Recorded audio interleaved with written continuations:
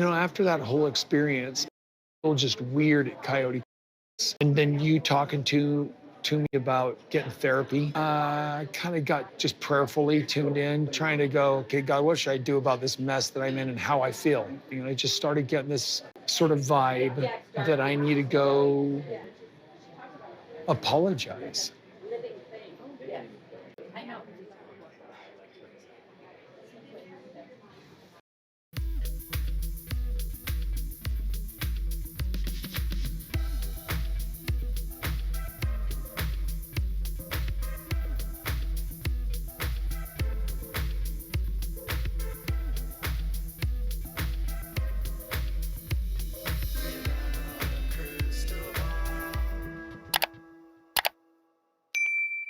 Hey besties, welcome back to my channel. Kody Brown and Robyn Brown sit down on an episode of Sister Wives. Mind you, everything on Sister Wives is fake. Kody is a pathological liar. Right? Robyn is a complete manipulator. But because the two of them are now forced to show their relationship on the show, and apparently the only time they want to film is if they're out at dinner, Kody's going to explain to Robyn that he wants to apologize to the wives and make things better for them. Let them free, let them go and be free. He wants to apologize for the very hurtful things that he said during the breakups. Now, the clip is kind of eye opening because Robyn doesn't respond the way that you would think. Instead of Robyn telling him that he should apologize, she tries to talk him out of apologizing, which I think is funny because if she wants her husband to be the good man that she said he was and that he always had been, why wouldn't she want him to apologize to the women that left and apologize for hurting them? Why wouldn't she want that? It seems just weird, right? Well, I think I can tell you something because on Patreon this week, McKelty was addressing some of the issues that her siblings and she have when it comes to Kody. And Tony was also discussing this from his point of view as well. And Kody's children that are estranged from him, at least many of them, according to McKelty and Tony, and from what I've heard from others of these kids, people like Gabriel, Savannah, and Maddie, and we've heard it from a variety of these kids. It's not just McKelty. But the prevailing issue here is that they will not in any capacity reconcile with Kody as long as Robyn is in his life because Robyn manipulates him and Robyn has pit him against his kids. And they recognize that Kody himself is problematic. They recognize that Kody has an ego, that Kody is selfish and self-centered and acts like a child and doesn't care about people unless it's of value to him. But they recognize that anytime Kody tries to take steps forward to do the right thing, Robyn always draws it back and gives him ultimatums behind the scenes that you and I don't see or hear on the show. Okay. So for a long time, anytime the family members tried to confront Kody about money issues, Robyn would then be confronted by Kody, and then she would threaten to leave Kody and say, well, if that's what you want to do, then that's what you can do. But I'm not gonna, I'll leave you and I'll take all of your money. I'll divorce you and take everything. So she has not wanted Kody to reconcile in any capacity. She has made it so that if Kody does try to reconcile, she will leave him. And she puts that threat over him. And so then Kody, according to them, is so desperate to be with her and make this relationship work that he's not willing to upset her because every other relationship has failed. But because she manipulates him and acts like the kids have done her wrong or the wives have done her wrong because they've pointed out the truth about what happened. Like when it comes to money, when it comes to her, twisting what happens and also and acting like she's been the victim of situations when she's actually the perpetrator and manipulating Kody to see things that weren't real. Nobody wants a relationship with her because they don't trust her. They don't trust that she has their best intentions. They don't trust that she doesn't have ulterior motives.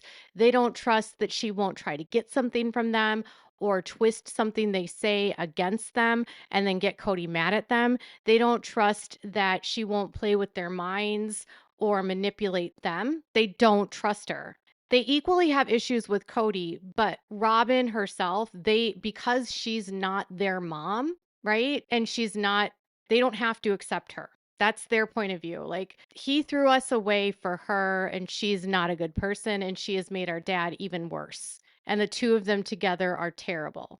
And before I go into why she doesn't want Kody to apologize, I want to remind you what she did in this family and why, if he apologizes, he's essentially going to be backing off of how he kicked everyone out of the family because of how they treated her. And he's going to be backing away from his defense of her, which she's going to view as a betrayal, which is ridiculous. And it's going to force her to have to take accountability herself. So here's Robyn's greatest hits. Well, you kind of blame you. Oh yeah, I hate it. Makes me angry. It's insulting, and because what I consider what they're saying I'm doing, I think anytime a wife is in a plural family is controlling a husband enough to affect other relationships, I think she's a bad person. It's just, I'm tired of it because it's been happening for years.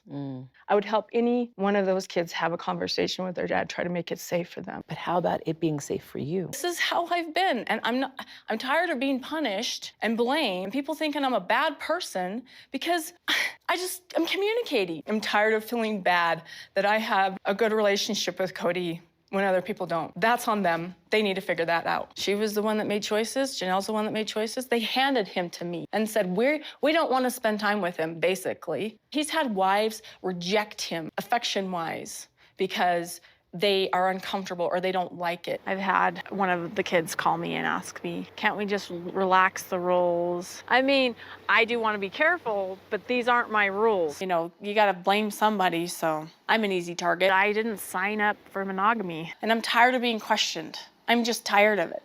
As much as I love Kody and it's great to have him around, it is stressing me out and worrying about the kids that aren't seeing their dad. It gets frustrating. My mom calls me the Brown family scapegoat. Maybe Garrison should try and reach out to me and sort of make amends. I mean, we're gonna have to wait for the kids to all sort of come to their own whatever. I received some texts and some phone calls from Gabe and Garrison, basically blaming me for what was going on with the family. There's this unwillingness for some of the family to accept other members of the family or to make amends with other members of the family. I didn't know he was doing that. I just want to clear the air with the boys. I love those boys. Like, it feels like I'm being forced to choose between my children and this group. I don't feel like my children are welcome. When have they not felt welcome? Well, Cody's basically told me they can't come for Christmas unless they do a big apology. And they're like, well, hell no, we're not gonna do that. The issues between me and Gabriel and Garrison basically have to do with lack of support or adherence. I'm not going to have Garrison and Gabriel around like the alcoholic family acting like you nothing have to know, happened. Garrison and Gabriel are not the only children who have problems. I had one of the kids actually call me and like asking me, and I went, this is not me. I didn't make up these rules. And I very specifically pointed out that their dad, Kody, is not somebody to be run by one of his wives. Why in the world would anybody think that I'm somehow behind this? Like, why me? They don't know who I am if they would think this of me. That I would try to cause some sort of disharmony in the family. You got rules and regulations for work. Why can't we have that for a family staying healthy? Because we're a family. Why don't we just verbalize it and trust each other? Therein lies the problem, right there. I was pushing for the video chat for the sake of the kids. When I was getting all this pushback, I just finally went, why am I trying here? And I was like, fine, I'm out. You know, this is an effort in futility. My kids and I think it's heartbreaking and stupid because we don't understand. And here it is, just another reaffirmation that we're the outsiders and we're on the other side. We're not. We refuse to be. We don't know what else to do. You You're not representing very well for you me. put Stop this back. representing You for put me. it. Well, then you call them, Kody, because you always Oh. put it back on me. That phone goes You- both ways, you and put I've it been back available on to me. talk. You know, it still surprises me that Kody feels like it's my responsibility to facilitate this relationship between he and my children. I was not. only asking everybody to obey the rules of our home. You have cheated me out of my contact with my family. And there's no longer this need to separate for fear of the disease. We can't get together until we sort this all out. Now that's their new drum. It's the new excuse to keep everybody apart. Yeah. He's getting angrier and angrier, and he's getting sharper and sharper and more black and white with me about these kids need to respect me. Oh, really? Choose him, choose my children. I don't know who says that. Now he acts like, now he's flipped it and said it's all my fault. I don't recognize this man. Only seeing one person's perspective. I mean, that's what I felt like. I mean, you're like, my boys have to apologize to Robyn. Garrison called her up. Okay, I know. Listen, No, there's a reason for that. Yeah, but- Calls her up and accuses her of the one doing all this COVID stuff. That's like really weird to transmute that much stuff onto somebody that was only being compliant with what I was saying we needed to do in order to protect our family. We really, truly, my kids and I have felt like we got voted off the Brown family island. That is absolutely how we have felt. So a few days after the confrontation, we got a text message from McKelty saying that Robyn and her kids weren't going to participate in this year's gift exchange. And it kind of hurt. They live for that connection with people over drama. And that's what she got mad at, was me calling her dramatic. So if somebody was coming up with my personality type, they were taking the test for me. Okay. And that was when, and if that's somebody doing that, that means like Christine didn't know me well. She didn't take the time to know me very well. Sorry, I don't know how to let this go. And this isn't me just being dramatic. Thank you, Christine. Oh, so horrible to have her say that. I did not want them separating me and her from each other. So where I go, she's going to go. This idea that the boys are blaming me for stuff. Mm-hmm. I kept thinking that he would work something out with the boys so that it can be okay. Yeah. All of you are just kind of jerks. I don't want to be around you, and I'm tired of it. And I don't want to call them, and I don't want to talk to them. That this is us going, you know what, Robyn? Have it. Because we don't care anymore. We're all grown adults that don't need a father figure anymore. I don't care how many presents you give, and I don't care how many special foods you make, or how many fancy houses you rent, or anything like that. It's a cheap version. It's a broken version. Robyn spent years telling Kody and holding a grudge against Kody's sons about the COVID rules, which was really about them not wanting to film, and Robyn and Kody and it was just a way to keep them everyone away from them. But she created this conflict with these boys that became so awful and so verbally abusive that today one of those boys is dead. He was depressed. His mental health declined. He began drinking to cope, and then he ended up taking his own life. Robyn enabled Kody's paranoia and delusions and made him take a stand against children that never should have been taken.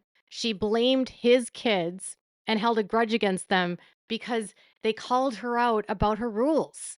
And she thought she believed this was something that was unforgivable. It's no different than Robyn lying about taking a test for her personality. We watched her do it on the show, and then blaming Christine on the tell-all for taking the test for her, and then telling Christine that she was a horrible, mean person for pointing out that she was dramatic, and it was Christine who took the test and didn't know her. Even though we all watched Robyn take the test on the show. She held that grudge against Christine for years because she pointed out aspects about her personality that Robyn didn't want to hear.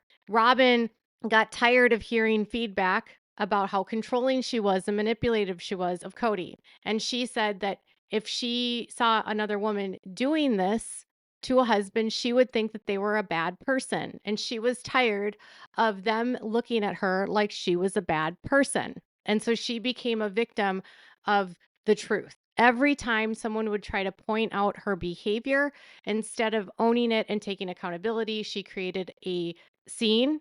She made it so that children were bullying her. I mean, she made Hunter Brown, who was like a teenager. She spent years going after him before he left the show. Then she turned her ire on Gabriel and Garrison. She also had issues with some of the girls with Christine's kids, other than McKelty, but she picked fights with the children and made them, the people that were attacking her and bullying her. And she accused them of bullying her kids and demanding these kids do what she wanted them to do. And the entire reason this family broke down was because Kody chose Robyn. And he fought tooth and nail to try to convince the kids and will them to comply, and demanded they apologize to Robyn for things they were never going to apologize for because they never did, right? He demanded that the wives become more like Robyn, more compliant, more obedient, more submissive, even though she's not submissive or obedient in any capacity. He demanded the boys apologize to him. He wouldn't invite his kids to his house. Robyn wouldn't let the kids in her house. To this day, Robyn doesn't even allow a photograph of Garrison to hang in her home. Instead, it's in a garage where Kody has all of his stuff. That's Robyn Brown. So now watch her response to Kody telling her that he wants to apologize. Just with what I need to own about the breakups, about how things happen with the family. I don't know how to say this just straight as I can. I want to set him free, just get him to stop thinking, talking, being about me. So how are you going to do that? I go and apologize. So as you see, Kody wants to apologize not because he's actually sorry. He just wants to apologize because he wants them to stop talking about him and stop thinking about him and stop saying things about him that are negative. He wants them to stop telling the truth. He wants them to stop speaking about him in a negative way. The only reason he wants to apologize is to shut them up. And Kody thinks that if he apologizes and tries to smooth things over, they will suddenly not speak badly about him, which isn't going to work. It'll never work, ever work. He's motivated not because he cares. He's motivated because he can't stand that his reputation continues to get battered by the truth. He's very similar to Robyn in that Robyn doesn't like the truth being told to her and she becomes the victim of it. And Kody always makes himself also the victim of it. But at the same time, they're very different. Like Robyn would rather just be fine cutting them out and who cares, and don't make amends because who cares. And she doesn't want him to make amends because if he did and he said he was sorry for things that he said about her, then ultimately that whole fight they went through would be for naught. If he were to actually say to them, I'm really sorry that I did and I put Robyn ahead of you. I'm really sorry about this, that, or the other, and validated it, it would invalidate her and the chaos that she created. So they're the same person. They're cut from the exact same cloth, but they have completely different motives here. And so, of course, she's going to have a deer in headlights look. Because I'm angry and I'm just sick of it. When he first told me that he wanted to meet with the exes and apologize, I was like kind of sort of shocked. And I was trying really hard not to give him too much reaction because I was just like processing it. He says a lot of things that may not even happen. So you can tell that she's like steaming underneath her breath. Like she's saying that she's saying this she's shocked and she doesn't know what to say, but she doesn't want to give him anything because she doesn't want to give him a reaction, which I don't understand what that even means. I don't know why she would be shocked that he would want to apologize. I don't know. I thought she wanted him to make amends, and I thought she wanted him and them to figure it out. But now she's shocked that he wants to apologize, and she doesn't understand why he should apologize.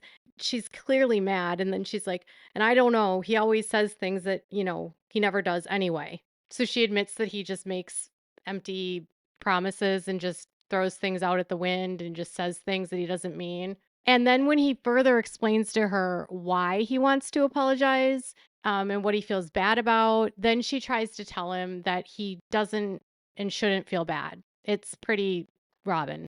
I want to apologize for being angry when they want it out. I don't think you should be so hard on yourself about being hurt. That's pretty normal. Oh, but here's the thing, because I got angry, Yeah. I caused other hurtful issues. So he admits that he was angry when they left and he acted badly and he said things that were wrong and he shouldn't have said those things. And he admits that the things that he said caused more hurt to the people that were already hurt to begin with. And then that created more hurt in the family because he was acting ridiculous and yelling and screaming and throwing out allegations and belittling them and being verbally abusive to them. And Robyn, who spent 4 years upset about the COVID rules and demanded an apology from Gabriel and Garrison for accusing her of making the COVID rules, doesn't think that Kody needs to apologize for being hurt. Huh? You don't need to apologize for being angry and yelling and acting a fool and screaming. And she's like, well, you were just hurt. I don't think she wants him to apologize because if he were to apologize, she's going to feel like invalidated or something. She's going to feel like all that fighting he did for her was without. Because when he was fighting with them and he was yelling and screaming at them, he was fighting for her and he was fighting about her and he was fighting about keeping the two of them together. And now she's going to say, well, you don't need to apologize for that. You were just hurt. What? These two are so destructive to each other and to the family that Kody will never have a relationship with anyone because he's a narcissist, but he really won't have a relationship with his kids because of Robyn more than anything. And Robyn, for all of her, I want the family to be reunited. I want them to be healing. I want them to work things out. When he says he does want to do that, then she doesn't want him to do it. Yes, last week it was, well, if it's of value to you, Kody, go do it. This week it's, well, you shouldn't have to apologize because you were hurt. That's Robyn Brown, friends. That's Robyn Brown. So tell me what your thoughts are in the comments below. Make sure to give this video a thumbs up. Make sure to subscribe to my channel if you haven't subscribed and click the bell so you never miss a video. Thanks so much for watching. Bye, besties.